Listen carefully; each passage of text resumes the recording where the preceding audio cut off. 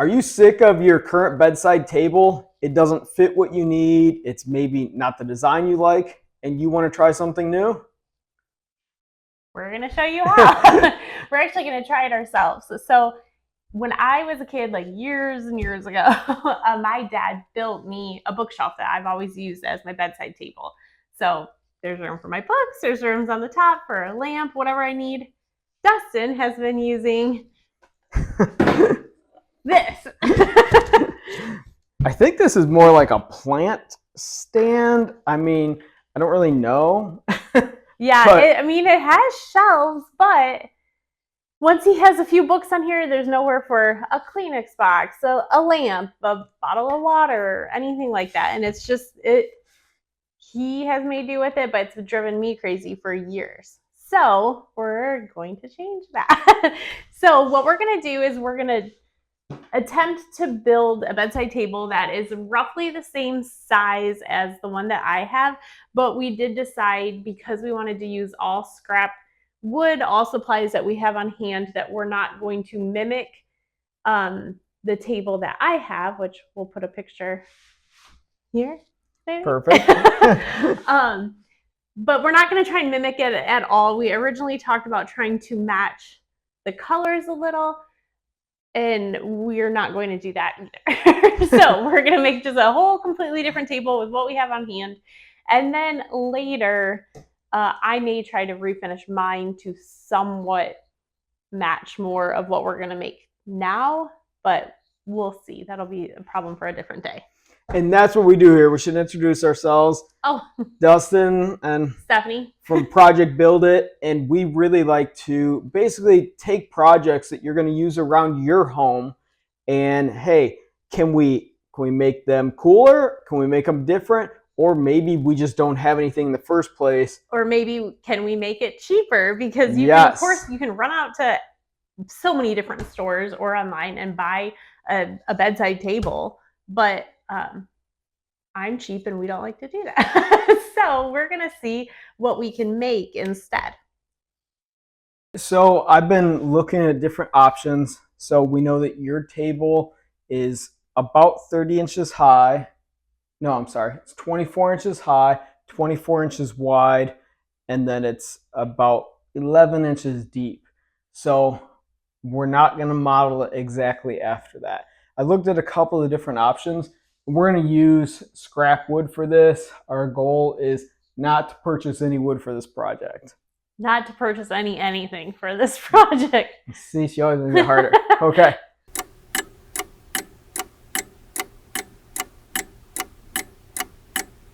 Here's the current problem that we're facing. Dustin doesn't want to use any of his scrap wood. No, I do.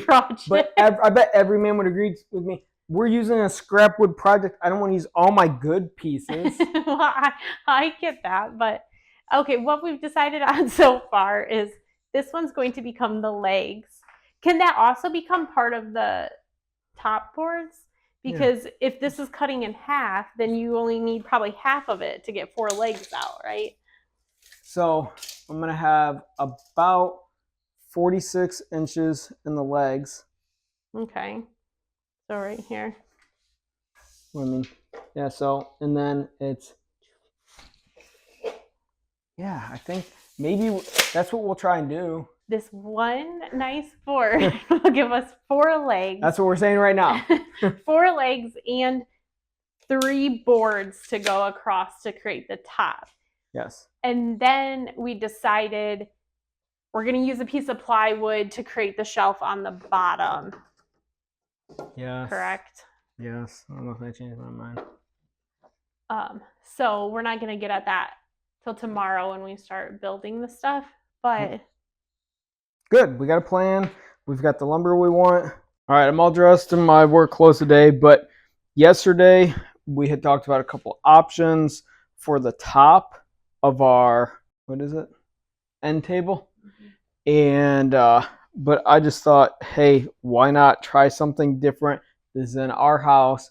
We don't like it. We don't have to keep it forever. So we haven't ever done a butcher block top, which Stephanie and I have wanted to do on a couple different projects. So I think this is a good one to try it out. I've got a bunch of scrap wood. Right now I'm wondering if the contrast is enough. I've got a 2x4 that I'll be cutting and then ripping down um, to add some contrast and different sizes. I've got a couple of different, I've got a rough cut 1x4, a little smoother 1x4, and then this is about this is from a pallet, so it's not exactly, but it's about 3/4 of an inch thick. But what's going to happen is once I rip all of these, I'll probably start at about 1.5 inches thick. We might decide if that's too heavy. Once it dries, I can shave off a little bit off of each side, but we'll be gluing these together afterward, and then we're gonna have to let that sit. So today I'm going to cut them down and then rip them through the table saw. So that's the plan.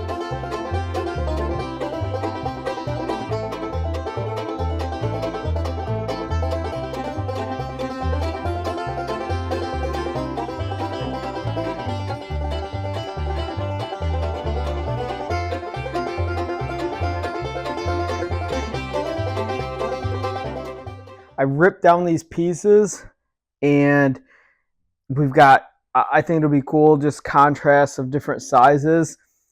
Unfortunately for me, this is to be expected though if you do this job. Like at the end, you can see, like I had said before, our table saw is not a high-end one. You can see the blade marks on it, kind of chopping. So after, what I'm going to do now is I'm going to use this Titebond premium wood glue and some clamps. I am going to glue everything together, and then I'm going to let it sit for 24 hours at least. And then what I'm going to do is I'm going to see, instead of sanding it, I'm probably going to have to run it through a planer. You might not have a planer. You might have a hand planer, which would be fine. If you don't, you can use a sander.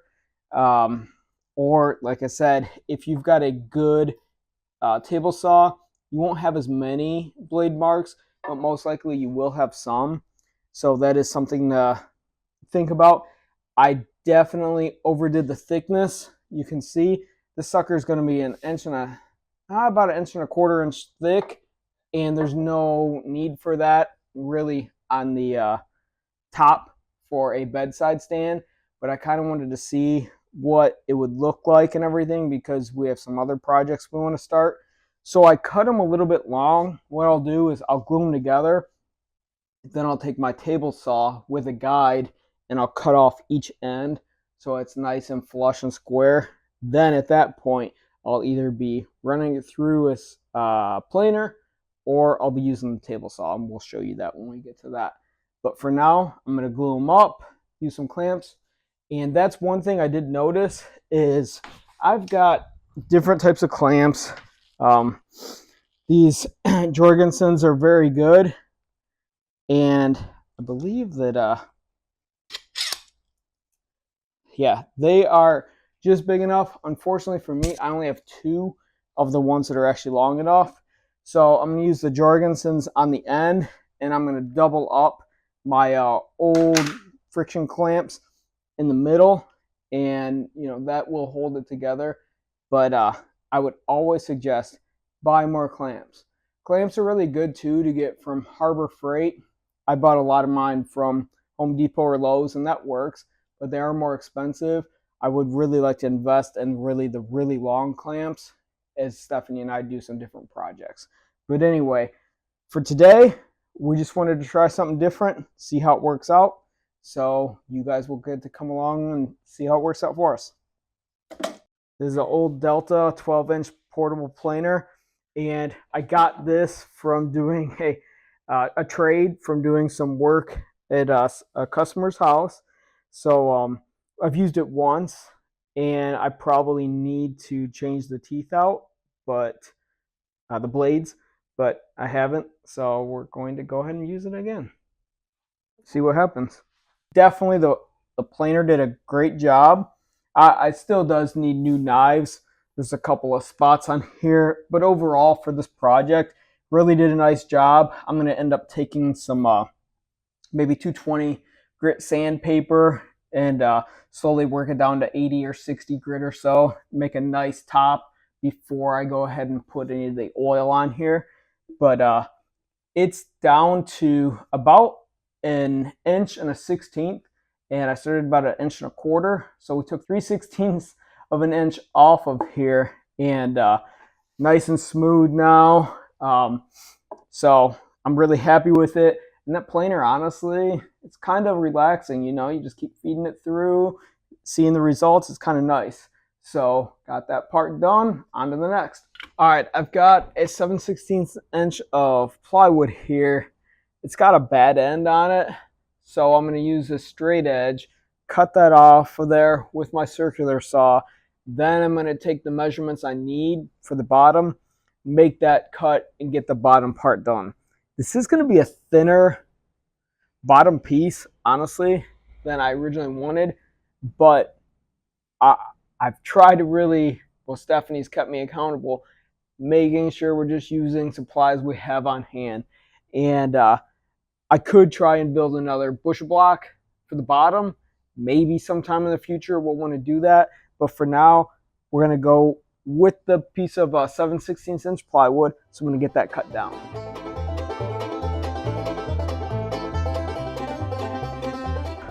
Remember, when you're using the straight edge, if you're using it for your circular saw to go against, you're actually not going to be cutting where the straight edge is. You're going to be cutting where the saw blade is. So I've got 1 7/16 inches over from the edge that's going to ride on the straight edge. So where I want to lay that out at, I want it at 6 15/16.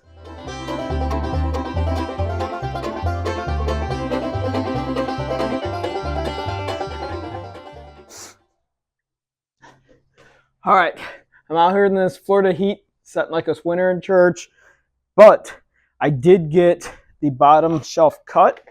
I had to figure out what measurements I'm going to use because I'm going to inset it into the bottom legs, but I went with 19 and 11/16 by 10. So this side's a little bit smoother on the plywood, but I have the big knots and everything, and this is a crowned piece, so I would really like to crown up so that as it settles, it's level. So I'm going to try and smooth this out a little bit. Made the cuts. I did not clear off my workbench or get out my sawhorses. I would suggest you do that. I'd made the cuts off the portable table saw. I just used some clamps and held the plywood to it. If it had been something really heavy, wouldn't be able to do that. But I'm going to go ahead and see if this cleans up real quick. I don't want to take much off it because it's already a pretty thin piece. Let's see how this cleans up.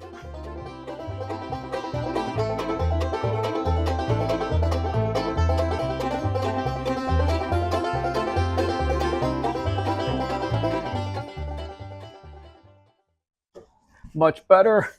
Is it perfect? No, but I can freely run my hand without getting any splinters. That's my goal. What we're thinking about doing is painting this and then staining the top. So we haven't made the final decision on that, but I think that's the way we're going to go. All right, so I went ahead and ripped the 2x4s for the table legs, and my blades a little bit over 1/8 of an inch thick. So each of these legs, I was able to get them pretty close to the same width. So they're each about 1 inch and just over 3/8. Now I'm going through with my sander, cleaning it up. I mentioned before, old table saw definitely leaves more chatter marks than I would like. So I'm cleaning that up right now. Then I'm going to just use the sander and do a little round on the edge because my other corners are rounded. Plus, I want that for this table.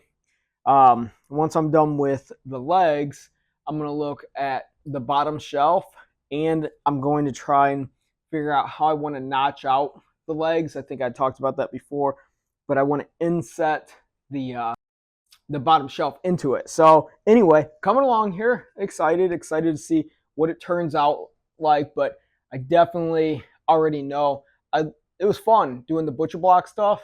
I would do some things differently and I would do it better in the future, but it's a fun first try. So I'm going to get back to sanding. I set the miter saw up so that it's only going to drop and cut a 1/4 inch deep.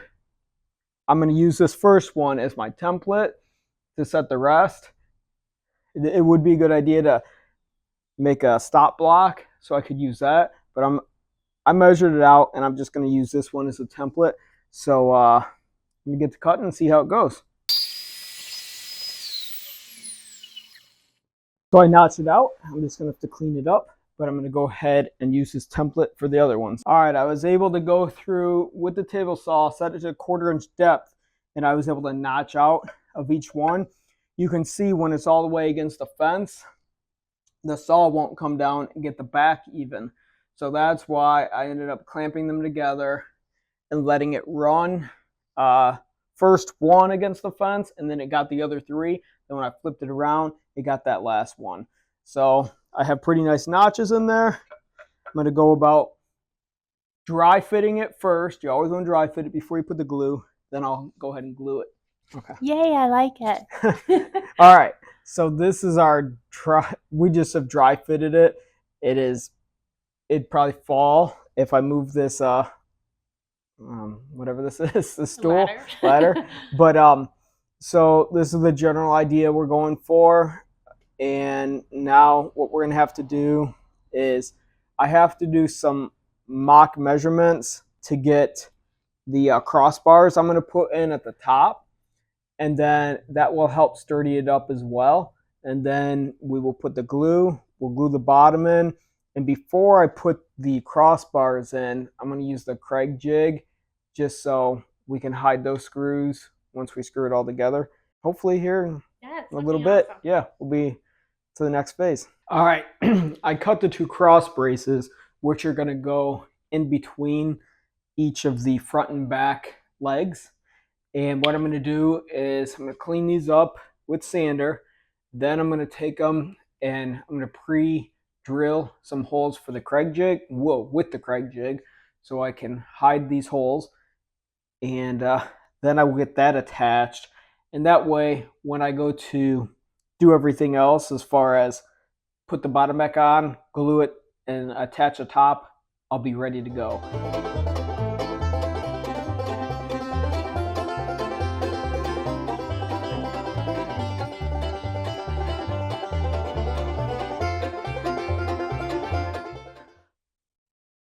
Here is the end table, dry fit.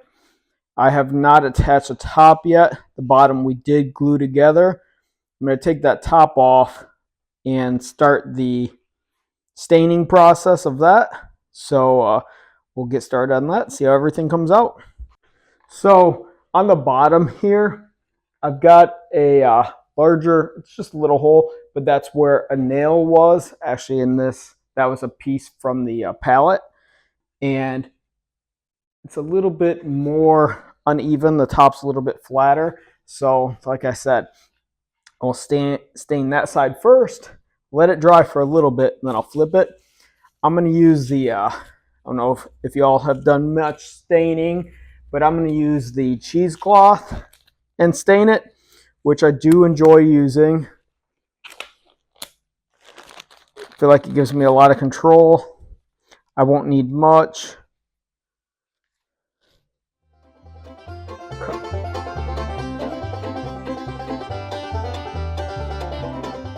All right, so I really, with butcher block, I would definitely suggest you want the grain of the wood to stand out. That's why you do all the work. And I didn't even think about it. And I put this dark stain on.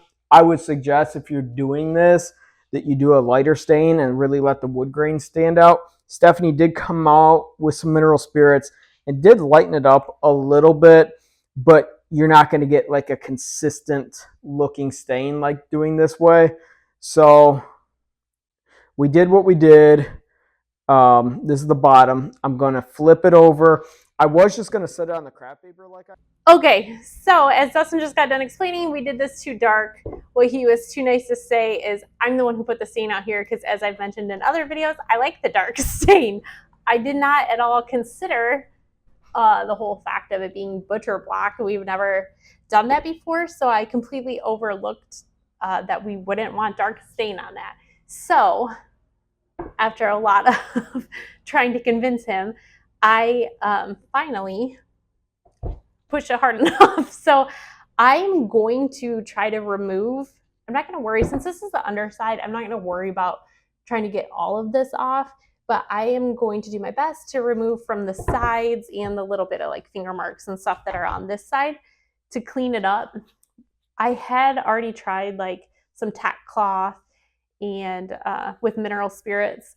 I looked online and it said to try the like steel wool, like the I don't know, 000, whatever that's called, grade steel wool, along with the mineral spirits. So I started doing that. Whoops, and I'm spilling it all over. But it is working a little bit. I mean, it's working more than it was before. So you can see like it's starting to lighten on this side. So I'm just going to do this a little bit more. Then I'm going to end up sanding down this side lightly. I don't think it'll need much here. And then trying to sand the sides down to get it back because he did too much work and I don't want it to be ruined like that. So we're going to see how it goes.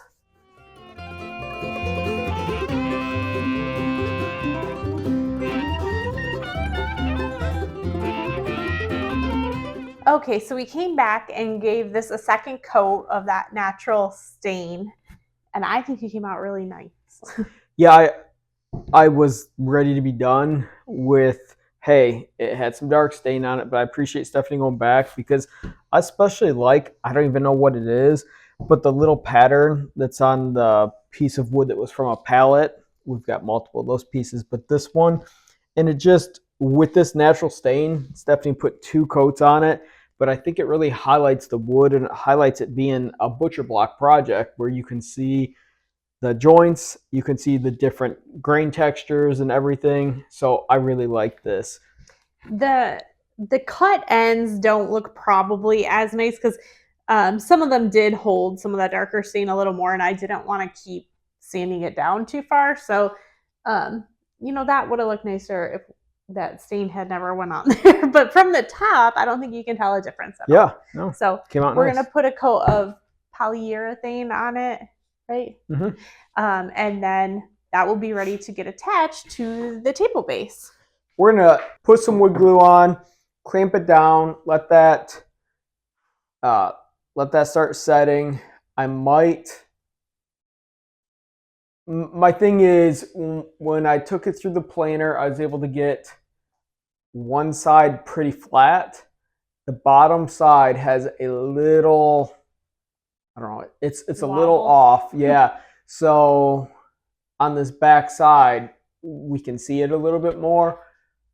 The glue will probably hold it. It probably won't be an issue, but yes, it'd be nice in a way to put a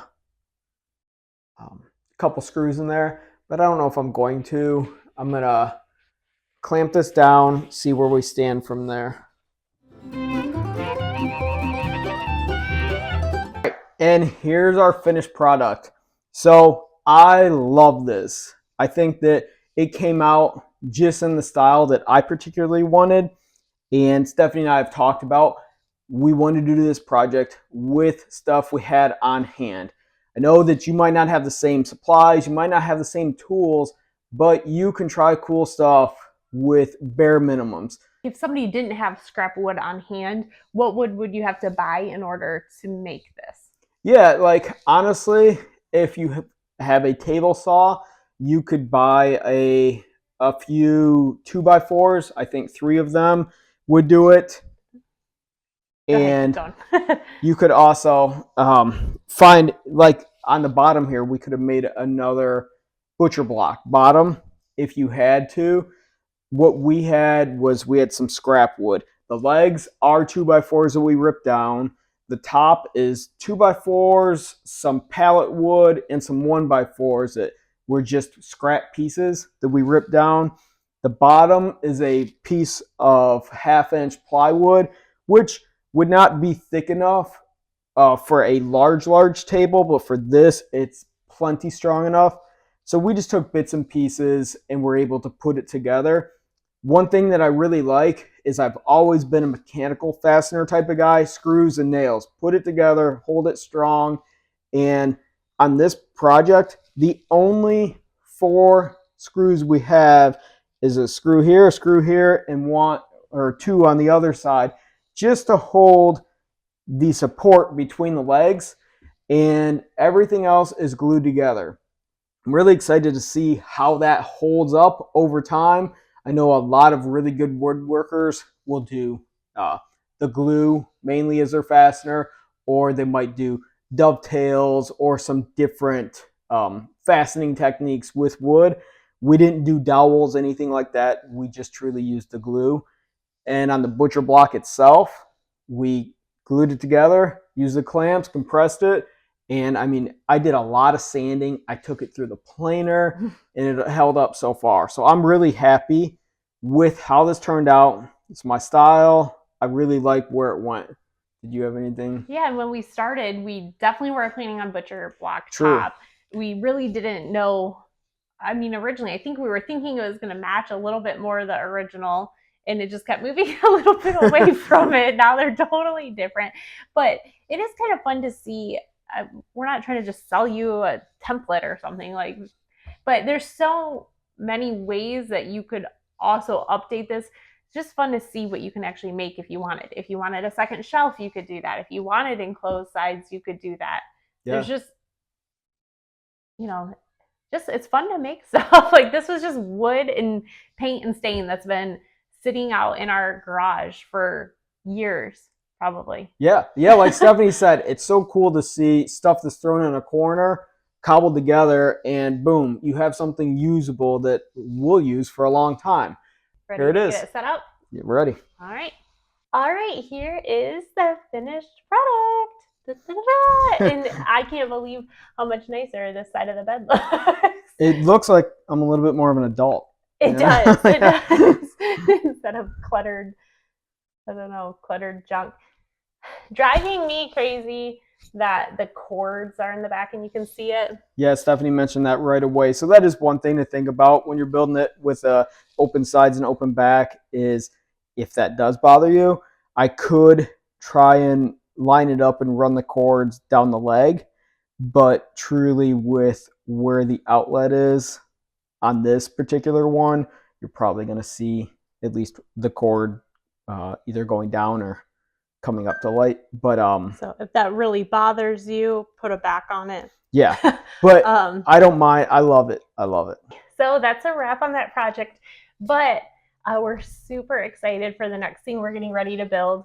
Kind of similar to what just happened with the bedside table. We have a bigger kind of front porch entryway than what we've ever had before, and it's been bare for 1.5 years since we've been living in this house. And we came up with something I'm really excited that'll kind of brighten up the porch and be something we can update as the seasons go. So look for that next. There will probably be some smaller projects in between because it's kind of a bigger one. Yes, and if you want to see more ways to, I guess, enhance your home and just build your own stuff, just cool projects, please subscribe. And if this video was likable to you, helpful, helpful, please hit the like button. Have a good one.